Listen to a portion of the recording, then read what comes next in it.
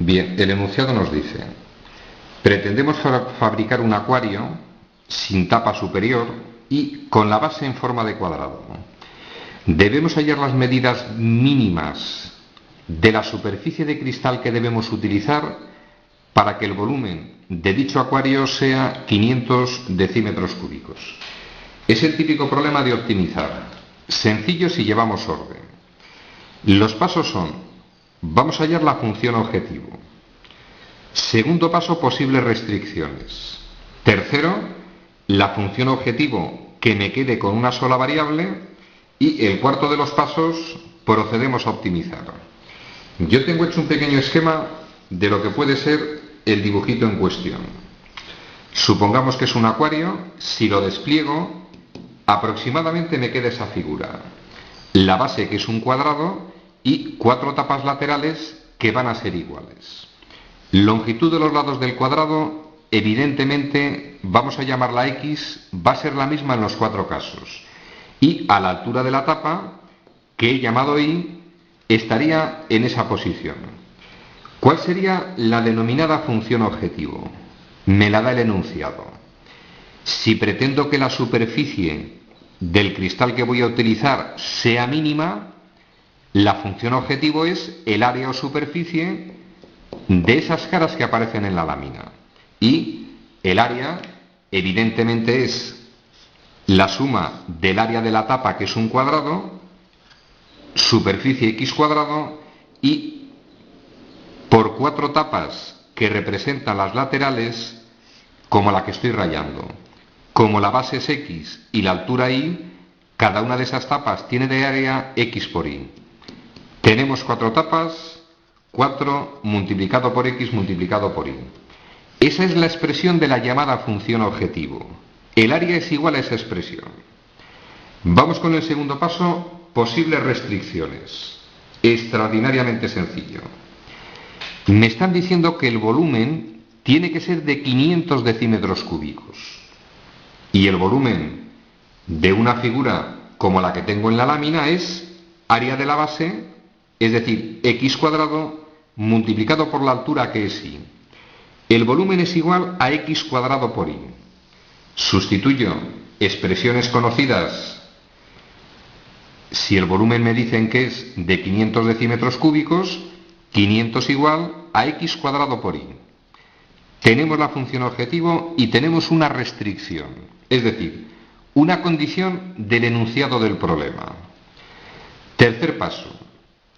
En la función objetivo hay 2 variables. La X, que simbolizaba el lado del cuadrado que forma la base, y la Y, que forma la altura.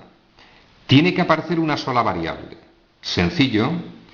Si yo en esta expresión despejo Y, me queda 500 entre X cuadrado y me llevo esa expresión a la función objetivo. La sustituyo en Y y me queda, pasito a paso, el área va a ser igual a esta expresión que contiene una sola variable. Despejando la Y de la función objetivo por esa expresión, opero y simplifico, tenemos la función objetivo con una sola variable. Y vamos con el último paso, que es la esencia del problema. Vamos a optimizar. Me están diciendo que el área de ese cristal que vamos a utilizar tiene que ser mínima, es decir, que haya un mínimo de esta función. Pues vamos a hallar el mínimo de la función con los métodos conocidos. Para hallar el mínimo de una función, lo primero que necesito es la función derivada o derivada primera. Yo tengo la expresión, he hecho su derivada, derivada de un cociente, pasito a paso. Derivada del numerador, 3x cuadrado, la derivada de la constante es 0. Derivada del numerador por el denominador sin derivar, menos numerador sin derivar por la derivada del denominador, que es 1, entre el denominador al cuadrado. Opero la expresión, la simplifico al máximo, llegamos a esa expresión. Es decir, la función derivada o derivada primera, en este caso, es la expresión que aparece en la lámina. Y cuando hallamos máximos o mínimos de una función, primer paso, Si tengo la función derivada, vamos a ver qué valores hacen que la función derivada valga 0. Para que esta expresión valga 0, el numerador tiene que valer 0. Y un pequeño detalle que puede ser mortal. Para que esta expresión valga 0, tiene que valer 0 el numerador, pero el denominador no puede valer 0 para ese valor, porque me quedaría 0 entre 0, que es indeterminación. Repito, no pretendo generar confusión. Para que una fracción valga 0, el numerador tiene que valer 0, pero que no valga 0 el denominador a la vez. Hecha la aclaración, igualo a 0 el numerador, pasito a paso, si x toma el valor 10, la función derivada vale 0. Posible máximo o mínimo de la función. Y, llegados a este punto, 3 caminos posibles conocidos en este nivel. Para comprobar si es el mínimo de la función, puedo proceder de la siguiente forma. Primer método. Si en x10 la función tiene un mínimo, se trataría de este caso, pasar de ser decreciente por la izquierda a ser creciente. Es decir, si yo representara en una recta donde x vale 10, doy valores por la izquierda y observo si es decreciente. Empiezo a dar valores por la derecha próximos al 10 y observo si es creciente. ¿Que se cumple? Se trata de un mínimo. Vamos a decir que es el primer método visto, no es aconsejable en este nivel. Segundo método, el que vamos a utilizar. Mirad, se puede hacer hallando el signo de la derivada primera, o se puede hacer mediante derivadas sucesivas.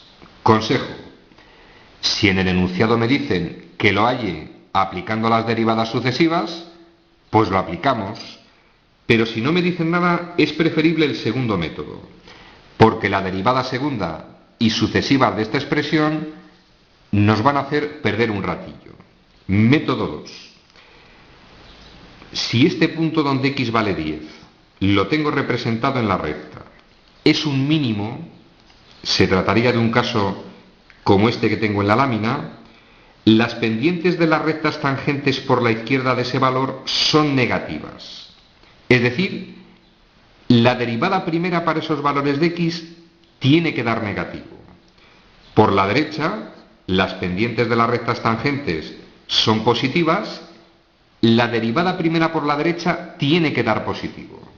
Vamos a comprobar el signo de la derivada primera que me va a garantizar que ese punto es un mínimo. Valor por la izquierda del 10. No es conveniente alejarse, porque puedo pillar asíntotas en la función y alterar el significado. Con cierto riesgo voy a tomar el 9. Sustituyo. Me voy a llevar el 9 a la función derivada. Al sustituir por 9, se observa que va a quedar negativo el numerador, partido, expresión al cuadrado va a dar positivo. Menos entre más menos, la derivada primera da negativa. Vamos a analizar por la derecha. Tomamos por ejemplo el 11. Repito, no os alejéis mucho de ese punto porque la función puede estar rota, presentar discontinuidad y alteramos el significado. Valor por la derecha del 10. Voy a tomar el 11, deberíamos tomar el 10 con 1, yo voy a tomar el 11.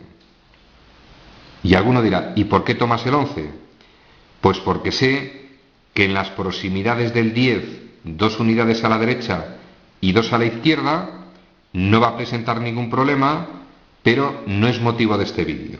Repito, para comprobar el signo de la derivada primera, tomad valores próximos a ese número que queréis comprobar si es máximo o mínimo. Y cuando digo próximos, 10 con 1 es un buen valor y 9 con 9 es un buen valor. Yo tomo estos para facilitar el cálculo. Sustituyo la x por 11. Al elevar 11 al cubo y multiplicar por 2 da más de 2000. Va a dar positivo. Cualquier número al cuadrado da positivo.